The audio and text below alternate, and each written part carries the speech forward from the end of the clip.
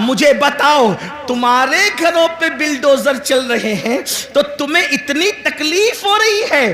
برسوں سے تم نے اللہ میرے نبی نے تو ایسی پبلک کا اعلان آج سے 1450 سال پہلے فرمایا تھا، شاید وہ دن تو آج نہیں آ گیا۔ اللہ کے حبیب غیب دا نبی صلی اللہ علیہ وآلہ وسلم نے فرمایا ایک وقت میری امت پر ایسا آئے گا کہ لوگ دین کی باتیں دل کو بہلانے کے لیے کریں گے، لوگ دین کی باتیں رسمی طور پر کریں گے۔ میرے آقا صلی اللہ علیہ وآلہ وسلم کے دیوانوں، دل بہلانے کے لیے ہم جمع تو ہو جاتے ہیں بلکہ دین سننے کے لیے جمع ہو جاتے ہیں، کیا دین پر عمل کرنے کے لیے جمع نہیں ہو سکتے؟ کیا دین پر عمل کرنے کے لیے ہم نہیں آ سکتے؟ اللہ اکبر۔ آج اگر میرے جوان سے کہا جائے کہ میرے بھائی چل نماز پڑھ تو بہت آسانی کے ساتھ لوگ کہہ دیتے ہیں مولانا ٹائم نہیں ملتا، مولانا وقت نہیں ملتا۔ میرے بھائی یاد رکھنا، تجھے کس نے کہا کہ وقت ملے تو نماز پڑھ؟ نہیں نہیں، قرآن کہتا ہے ان الصلاۃ کانت علی المؤمنین کتابا موقوتا، کہ مومنوں پر مقررہ وقت کی پابندی کے ساتھ نماز فرض ہے۔ یعنی وقت ملے تو نماز نہیں، پہلے نماز پڑھو پھر وقت ملے تو دوسرے کام کرو۔ ہم پر پہلے نماز فرض کی گئی ہے، اور انقلاب کیسے آئے گا، تبدیلی کیسے آئے گی؟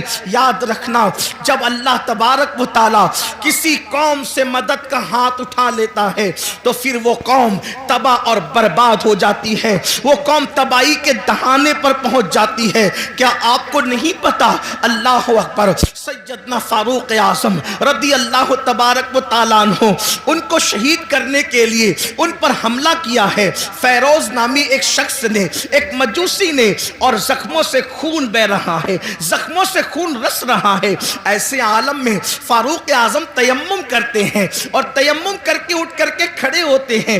کسی نے کہا امیر المومنین پورا وجود لہو لہان ہے اور آپ نماز کی تیاری کر رہے ہیں۔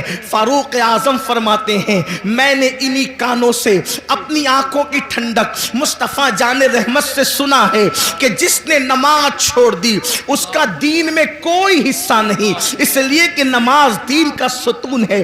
آپ مجھے بتائیں نا، آج اللہ اکبر، اگر آپ کے گھروں سے دھواں اٹھ رہا ہے، اگر آپ کے گھروں کو جلایا جا رہا ہے یا تمہیں گھر سے بے گھر کیا جا رہا ہے، تو تھوڑی دیر تصور تو کرو، جو قوم اللہ کے گھر کو ویران کر دے کیا اس قوم کے گھروں کو ویران نہیں کیا جائے گا؟ مجھے بتاؤ تمہارے گھروں پہ بلڈوزر چل رہے ہیں تو تمہیں اتنی تکلیف ہو رہی ہے؟ برسوں سے تم نے اللہ کے گھروں کو ویران کیا ہے، کبھی یہ تو سوچا ہوتا؟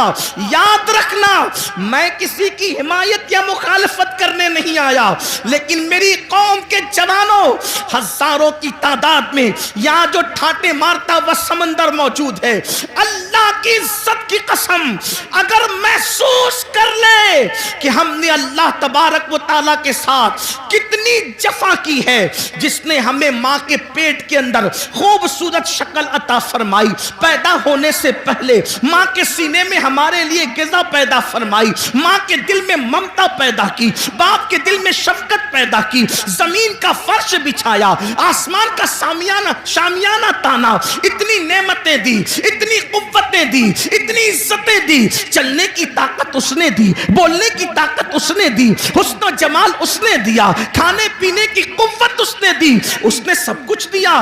دوستوں کے لیے وقت ہے، بیوی کے لیے وقت ہے، بچوں کے لیے وقت ہے، بھائیوں کے لیے وقت ہے، سب کے لیے وقت ہے، حتیٰ کہ اپنے کتوں کو ٹہلانے کے لیے وقت ہے، حتیٰ کہ چڑیا کوے پالنے کے لیے وقت ہے، حتیٰ کہ طوطا مینا کو دینے کے لیے وقت ہے۔ لیکن وہ خدائے وحدہ لا شریک جس نے ساری نعمتیں عطا کی ہے، اس کے لیے 10 منٹ کا ٹائم نہیں۔ سن لو، حالات اس سے بھی بدتر ہوں گے، حالات اس سے بھی زیادہ بگڑیں گے اگر ہم نے اپنے آپ کو بدلنے کی کوشش نہیں کی۔